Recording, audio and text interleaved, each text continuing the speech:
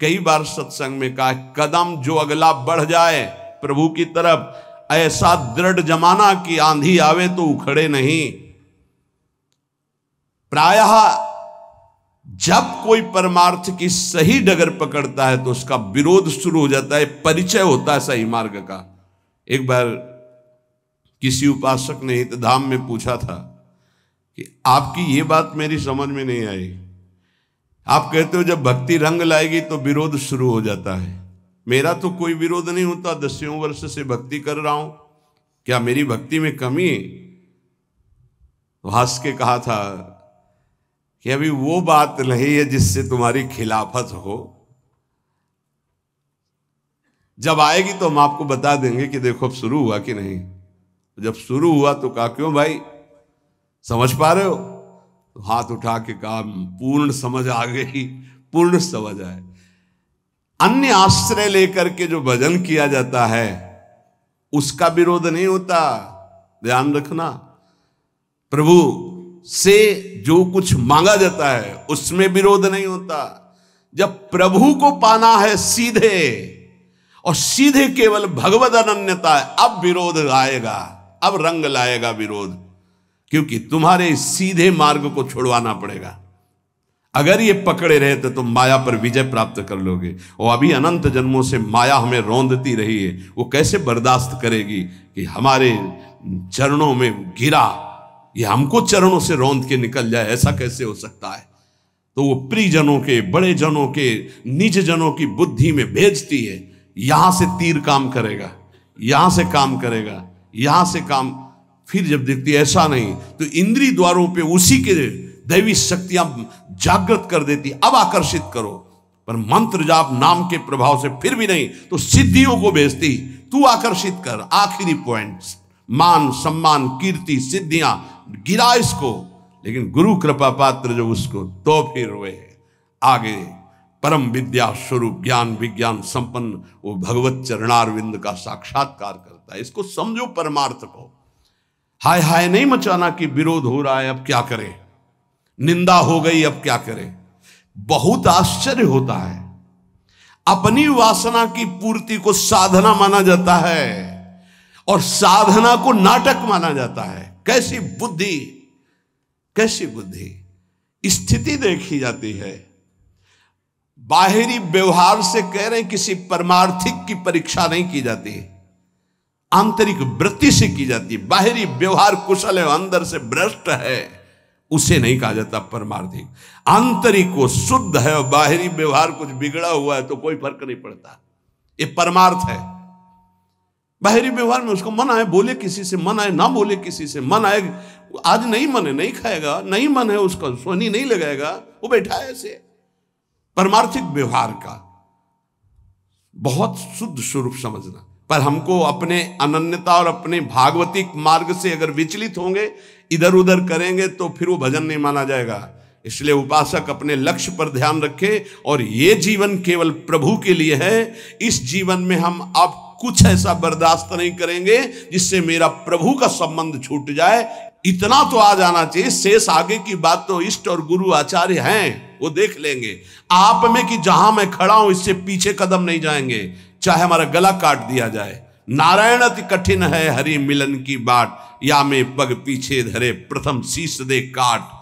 ये मरकर मार्ग चला जाता है। अब हमारा कोई नहीं, मतलब की बात है तो हम आपकी सेवा करते हैं, मतलब की बात नहीं तो तुम्हारा जो लगता हो उसे बोल दो, अभी एक क्षण में मैं अलग हूं। किसी का सहारा नहीं, श्री जी का सहारा है, वो मारे या तारे। अब हमें ये नहीं देखना कि हमारी व्यवस्था करती तो मेरी आराध्य देव, व्यवस्था नहीं करती तो आराध्य देव नहीं। घोर अव्यवस्था में भी बोलेंगे महारानी जी की जय। घोर अपमान की स्थिति में मुझे ऐसी सामर्थ्य मिले कि मैं आपकी जय बोलूं। सम्मान और प्रीतानुकूलता में तो सब जय बोलते हैं। अपमान निंदा और विपत्ति की स्थिति में भी जहां कोई सहयोगी न हो, मैं आपकी जय बोलूं और आपको सराह सराह करके उस दुख और विपत्ति को सहूं। ये वो मार्ग है। अब कोई हमारा पति है, कोई हमारा प्रीतम है, कोई हमारी पत्नी, कोई हमारा भाई, कोई मित्र नहीं। नाते नेह राम के मनियत सुहृद सुसेव्य जहालो, अंजन कहां आंख जो फूटे। इसका अर्थ समझो, वो संबंध क्या जो हमारी भक्ति को नष्ट कर दे। अंजन कहा आंख जो फूटे बहुतक कहो कहा लो। इसलिए उपासक, ये जीवन की बाजी अनंत जन्मों से हारते चले आए, इस बार जीतने का नंबर आया है। पासा पलटने न पावे, अपने ही पक्ष में विजय होगी, क्योंकि लाडली जो अपने सहयोग में है, आचार्य अपने सहयोग में है। लेकिन आपकी भी कोई निष्ठा होनी चाहिए। एक होता है पेंदी का लोटा, एक होता है बिना पेंदी का लोटा। पेंदी का लोटा जहां रख दो वहां अपना स्थान बना लेता है, और बिना पेंदी का लोटा ढड़कता रहता है। उपासक बिना पेंदी का लोटा नहीं होना चाहिए कि इधर से धक्का मारा उधर चला गया, उधर से धक्का मारा उधर चला गया। नहीं नहीं, अब वो ऐसी परिस्थिति है। ऐसा कर परिस्थिति को रॉन्ग करके अपनी स्थिति में रहना, इसी का नाम उपासना है। शब्द को याद करो, परिस्थितियों को रॉन्ग करके स्थिति में रहना, उसी तभी तो तुम्हारी बहादुरी है। परिस्थिति में डाउन हो गए, गिर गए, फिसल गए, परिस्थिति में रौंद दिए गए, तो फिर क्या है, फिर पढ़ाई करो। पता नहीं किस जन्म में परीक्षा में पास होंगे। ये होगी परीक्षा, हमारे हो तो बस इस हमारे पन में बाधा नहीं पड़नी चाहिए। तुम गाली भी दोगे तो बर्दाश्त हो जाएगी, जैसे अपना छोटा बच्चा। हमारे पन में फर्क नहीं पड़ना चाहिए। ये अपनापन, हमारापन स्वामिनी जी के प्रति यदि हम पहुंचा दिए तो अवगुण करे समुद्र सम गणत न अपनो जान, आपका काम बन जाएगा। ऐसा न सोचो कि उपासना में परीक्षा नहीं आएगी। वासना की, शरीर संबंधियों की, ये सब परीक्षाएं आएंगी। बार बार स्त्री, बार बार पुरुष बनते हुए भटक रहा हूं, कौन रोक पा रहा है? आज अवसर मिला है आचार्य और गुरुदेव की कृपा से इस चक्र का भेदन करने का। आप इस चक्र के भेदन की सामर्थ्य तुम में हो तो बात करो, अन्यथा राधा राधा जपो। तुम्हारा जो कर्तव्य है वो हमारे साथ करो, नहीं तो जाओ। हम भरोसे श्री जी के, भरोसो दृढ़ इन चरणन के रो। निष्ठा है तो ये नौटंकी नाटक माया की तुम्हें परास्त नहीं कर पाएगी। अगर निष्ठा नहीं है तो फिर ये नौटंकी नाटक हो जाएगा। दोनों को देख लो। अगर निष्ठावान है तो भक्ति रंग ले आएगी। जितने भक्त चरित्र पढ़ते हो, क्यों पढ़ते हो? इसी बात के लिए पढ़ते कि हमारे आचार्य गुरुजन महापुरुष जन कैसे निष्ठा वाले थे, हमको वैसे ही चलना है। वाह वाह, चरित्र सुन के तालियां बजा दी, आनंदित हो गए, कितने महान भक्त। लेकिन आपका चरित्र क्या है? आपकी निष्ठा क्या है? प्रभु के प्रति आपका समर्पण क्या है? ये बहुत बात समझने की है। अगर हमारे प्रभु वनवास में हैं, सियाजू को सब सुविधाओं के लिए दोनों तरफ से प्रार्थना की गई। कभी जनकपुर में रह लेना, कभी महाराज, तो दशरथ जी के प्राण बच जाएंगे और हम सब आपको देख देख कर 14 वर्ष तक जी लेंगे कि सियाजू है मानो राम जी हैं। उन्होंने कहा कैसी बातें करते हो? क्या शरीर से छाया को अलग किया जा सकता है? क्या देह से प्राण को अलग किया जा सकता है? ऐसे राम से सिया अलग नहीं हो सकती। ऐसी हमारी भक्ति होनी चाहिए। जुगल सरकार से हमारा जो संबंध है उस पर फर्क नहीं पड़ना चाहिए, उससे बढ़कर नहीं हो। जिन्होंने इस संबंध को स्वीकार नहीं किया वो पहुंच गए जहां थे उससे नीचे। बिल्कुल होश में हो जाइए, सबसे कह रहा हूं, होश में हो जाइए। ये जो कृपा बरस रही सिर्फ अहेतुकी है, आपको लेकर किसी गुणाभिमान के कारण नहीं है। आपको लगता हो कि हम कुछ हैं इसलिए श्री जी हमें प्यार करती हैं, कुछ नहीं हो। तुम माइनस पे हो, प्लस जीरो में नहीं आएंगे, माइनस आओगे, प्लस में नहीं आ सकते। आप ही नहीं, हम सब। अगर कुछ है तो उनकी कृपा से है। अगर जितनी बिगाड़ है वो मेरी तरफ से है, पक्का समझ लीजिए। जितना दुलार मिल रहा है, हमें लगता है अगर ऐसा दुलार मिले तो प्रियाजू के दुलार को पहचानने में देर न लगे। केवल उदर पोषण, वस्त्र और वास के लिए पूरा जीवन मेहनत करते हैं, लेबरी करते हैं, रिक्शा चलाते हैं, और परिवार को अन्न और वस्त्र और वास की पूरी सुव्यवस्थित व्यवस्था नहीं हो पाती। इसलिए ये जीवन श्री जी को दे दिया तो दे दिया। केवल हमारी महारानी जो आश्रय रहेंगी, रुपया नहीं, व्यवहार नहीं, धन नहीं, पति नहीं, पुत्र नहीं, परिवार नहीं, कोई संबंध नहीं। सब संबंध का निर्वाह प्रिया प्रीतम के भाव से करेंगे। प्रिया प्रीतम के भाव में ठेस पहुंचेगी तो हर संबंध को स्वाहा कर देंगे। प्रभु के चरणारविंद की तरफ। अगर ऐसी निष्ठा नहीं है तो भाग जाओ, संसार में भाग जाओ। निष्ठावान ही इस मार्ग में आगे बढ़ सकता है, बढ़ नहीं पाओगे। जिसके अंदर ये है ना, प्रियाजू से बढ़कर कोई है तुम्हारे इस संसार में, तो अभी या तो सुधर जाओ और या भाग जाओ। इस मार्ग में चलने के लिए पूरा जीवन समर्पित करके, और ये कभी नहीं देखा गया कि स्थिति क्या आ रही है। जैसी भी स्थिति है मैं राजी हूं, आप राजी हो ना, मैं राजी हूं।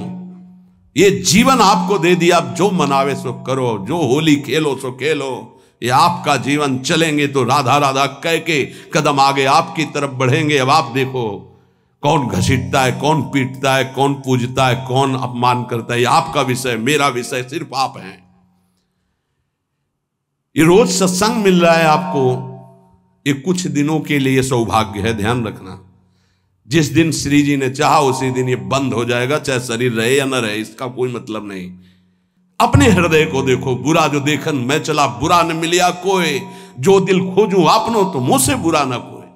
इसलिए बहुत सावधान, निरंतर नाम जपने का अभ्यास कीजिए। जो गुरु कृपा इष्ट कृपा है उसको अपने हृदय में रखिए कि ये आपकी कमाई नहीं है, ये धरोहर दी गई है। अगर आप इसकी अपमान वृत्ति अवमानना करेंगे, जो अवहेलना करेंगे, तो ये गायब हो जाएगी। ध्यान रखो, जिस दिन गायब हो गई उसी दिन संसारी हो जाओगे। शब्द याद कर लो, घोर संसारी। डट के भजन नहीं करोगे, शरीर से सेवा नहीं करोगे तो बुद्धि भ्रष्ट हो जाएगी और इनका दंड मिलेगा।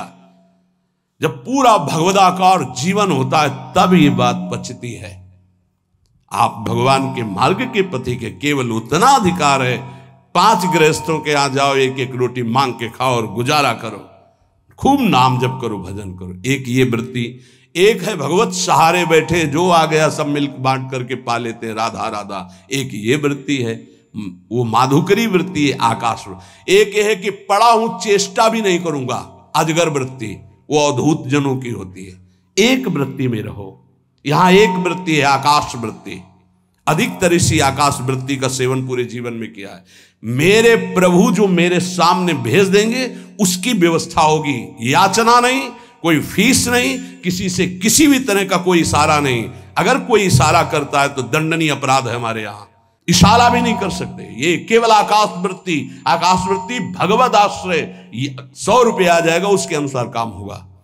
4 रोटी होंगी तो एक एक टुकड़े बांट करके खा लेंगे, राधा राधा रटेंगे, मांगेंगे नहीं किसी से। इसमें किसी का टैक्स नहीं, कोई फीस नहीं, कोई इसमें हमारा प्रतिग्रह नहीं है। मेरे स्वामिनी के द्वारा भरण पोषण। ये जो आपको मिल रहा है भिक्षान्न से भी पवित्र है, क्योंकि आकाश वृत्ति के द्वारा मिल रहा है। और ये जो आप वृत्ति को सोचते हैं आप, बहुत कठिन है भगवत मार्ग की डगर। बढ़िया अवसर मिल गया, समय बहुत आगे बढ़ चुका है। अपने जीवन में निष्ठा आपको दिखानी पड़ेगी। ये मत समझो कि खा पी के एड़ा के समय व्यतीत कर रहे हैं। नहीं, प्रश्न आएगा सालाना, और क्षमा ही हल्का होगा, सालाना बहुत गहरा होगा। और अगर 10-12 वर्ष हो गए तो फिर फाइनल का जो प्रश्न होगा वो सिद्धावस्था की तरफ ले जाने वाला होगा। फाइनल में जानते हो कैसा प्रश्न आता है? हाई क्वालिटी का भोग। शब्द समझ लो, जीवन में जो सोच तुमने की होगी, कल्पना, उस कोटि का भोग आएगा तुम्हारे पास। भोगो, फ्री भोगो। कोई संकोच नहीं, कोई भय नहीं, कोई नियम नहीं, कोई मर्यादा नहीं। क्या चाहिए तुम्हें? यह आखिरी है तुम्हारा। अब लगा कि भगवान तो मिल ही जाएंगे यार, आज नहीं तो कल मिल जाएंगे। ये जो एकदम ऑफर आया है इसको तो स्वीकार कर लेते हैं। नहीं, ये 12 वर्ष वाला फाइनल का प्रश्न है। तुरंत भूमिका बदलेगी। अगर आप जीत गए तो तुरंत अध्यात्म की भूमिका बदलेगी और आप ऊपर उठ जाएंगे। पर प्रायः जो गुरु कृपा पात्र नहीं है वो ऐसी जगह फेल हो जाता है, वो ऐसा धम्म से गिरता है कि दोबारा चढ़ना मुश्किल हो जाता है। आ सकती है, जा नहीं सकती। आ सकती है, जा नहीं सकती। स्त्री में आसक्ति, पुरुष में आसक्ति, भोगों में आसक्ति आ सकती है, जा नहीं सकती। इसलिए साधक सावधान, हमारा केवल एक लक्ष्य प्रियालाल। चाहे अब जो कुछ हो जाए कदम पीछे नहीं, चाहे निंदा हो, स्तुति हो, भूखो मरूं, कुछ भी हो, अब हमारा जीवन केवल प्रियालाल के लिए। इसमें कोई बाधा करे तो सर्वस्व त्याग करके खड़ा हो जाए मार्ग में। विश्वास अगर है दृढ़, ये तो क्या है जो आंतरिक जिस महल में वास मिला हो बड़े बड़े ऋषि मुनियों के लिए दुर्लभ है। इसलिए ये हरिवंश बल से कह रहा हूं, ये गुरुदेव के बल से कह रहा हूं कि अपनी निष्ठा में फिसलना मत। हम नीच हैं, अदम हैं, पर स्वामिनी जी के हैं बस।